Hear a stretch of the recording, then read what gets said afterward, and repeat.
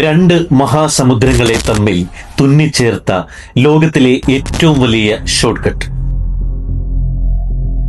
13,000 kilometre യാത്ര വെറും 80 kilometre ആക്കി കുറച്ച അത്ഭുതം. അതാണ് പനാമ കനാൽ. പക്ഷേ ലോക വ്യാപാരത്തിന്റെ ഈ നട്ടെല്ല് ഇന്ന് തകരുകയാണോ? 1914 നിർമ്മാണം പൂർത്തിയായപ്പോൾ അത് മനുഷ്യൻ പ്രകൃതിക്ക് മേൽ നേടിയ വിജയമായിരുന്നു. ഇതിന്റെ നിർമ്മാണത്തിനിടെ മലേറിയയും അപകടവും കാരണം മരിച്ചത് ഏകദേശം 25,000-ഓളം തൊഴിലാളികളാണ്. പർവ്വതങ്ങൾ വെട്ടിമുറിച്ച് കൃത്രിമ തടാകങ്ങൾ ഉണ്ടാക്കി കപ്പലുകളെ ഉയർത്തിയും താഴ്ത്തിയും കൊണ്ടുപോകുന്ന ലോക്ക് സിസ്റ്റം ഇന്നും ഒരു എഞ്ചിനീയറിംഗ് വിസ്മയമാണ്. പക്ഷേ ഇന്ന് ചരിത്രത്തിലില്ലാത്ത പ്രതിസന്ധിയിലാണ് ഈ കനാൽ. കാരണം മറ്റൊന്നുമല്ല, വെള്ളമില്ല.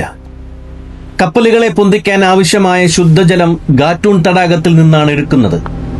എന്നാൽ കടുത്ത വരൾച്ച കാരണം തടാകം വറ്റുന്നു.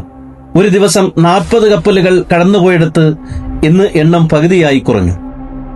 ലോക വ്യാപാരത്തിന്റെ 5% കടന്നു പോകുന്ന ഈ വഴി അടഞ്ഞാൽ ആഗോള വിപണിയിൽ വിലക്കയറ്റം രൂക്ഷമാകും. പ്രകൃതിയെ വെല്ലുവിളിച്ച് മനുഷ്യൻ നിർമ്മിച്ച ഈ അത്ഭുതം പ്രകൃതിക്ക് മുന്നിൽ തന്നെ പകച്ചു നിൽക്കുകയാണ്.